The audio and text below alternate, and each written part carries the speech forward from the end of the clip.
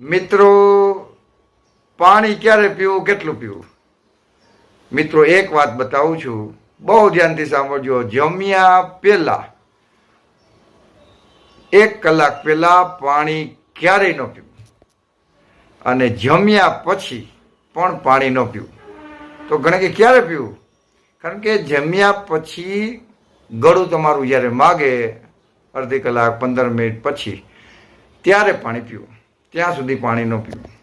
જો પાણી પીશો તો આપણા જઠરની અંદર જે પાચક રસો ઉત્પન્ન થયા હોય, એસિડ, એ મંદ પડી જાય.